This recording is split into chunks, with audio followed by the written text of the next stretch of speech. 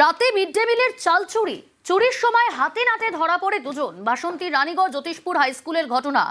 দীর্ঘদিন ধরে এই অভিযোগ সামনে আসছিল যে স্কুলের চাল চুরি হচ্ছে। স্কুলের কর্মীরাই এই চুরি ঘটনার সঙ্গে জড়িত, এমনটাই অভিযোগ।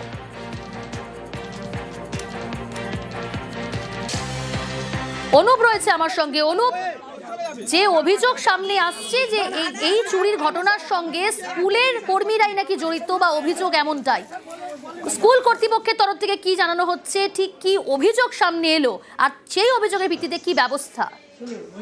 দেখো, ইতিমধ্যে যে স্কুলের প্রধান শিক্ষক তিনি জানিয়েছেন যে এই ঘটনা তিনি জানতেন না, তবে তিনি গ্রামবাসীদের কাছ থেকে জানার পরে কিন্তু তিনি বাসন্তী থানায় অভিযোগ দায়ের করেছেন।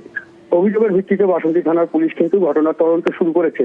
তবে এই যে জ্যোতিষপুর হাই স্কুলে যে দীর্ঘদিন ধরে চাল চুরি হয় বা বিভিন্ন কিছু চুরি হয়, সেটা কিন্তু গ্রামবাসীরা এবং প্রাক্তন ছাত্র তিনি কিন্তু দাবি করছেন এবং তিনি জানাচ্ছেন। এর আগেও কিন্তু বারবার কিন্তু এই স্কুলে চুরি হওয়ার ঘটনায় তারা কিন্তু সরব হয়েছিলেন এবং গতকালকের এই চুরির ঘটনায় স্কুলের মেন গেট কিন্তু বন্ধ করে দেওয়া হয়েছিল। শিক্ষকদের স্কুলের মধ্যে ঢুকতে দিচ্ছিল না, কারণ তারা বারবার বলছে যে স্কুলে চুরি হচ্ছে, তার ব্যবস্থা কি নিচ্ছেন এবং এখনো পর্যন্ত কেন ব্যবস্থা নেওয়া হয়নি, তাই নিয়ে কিন্তু তারা সরব হয়েছে।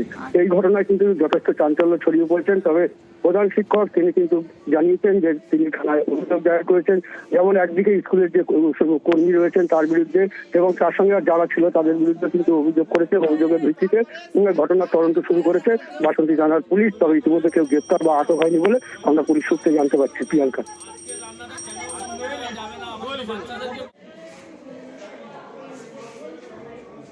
কালকের এই স্কুলের ক্লার্কের একটা বিশ্বজিৎ জানা উনি কালকের ওনার ওয়াইফকে নিয়ে এসে রাত 1টার সময় চাল চুরি করেছে এবং এই স্কুলের যে ঘণ্টামারে ভক্তমণ্ডল ওনার দুটো ছেলে নাকি সাথে ছিল।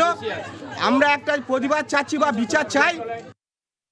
গতকাল রাত্রে আমার সোনারপুরে বাড়ি, আমি সেখান থেকে টেলিফোনে জানতে পারি যে আমাদের মিড ডে মিলের চালের স্টোর রুম থেকে 2 বস্তা চাল বিদ্যালয়ের একজন ক্যাজুয়াল স্টাফ এবং বাইরের একটি ছেলে তারা চুরি করে। যারা দোষী তাদের বিরুদ্ধে আমরা প্রশাসনের কাছে আইনানুগ ব্যবস্থা গ্রহণের জন্য আবেদন করছি। আর আমি নিজেও প্রধান শিক্ষক হিসেবে চাই দোষীরা উপযুক্ত শাস্তি পাবে।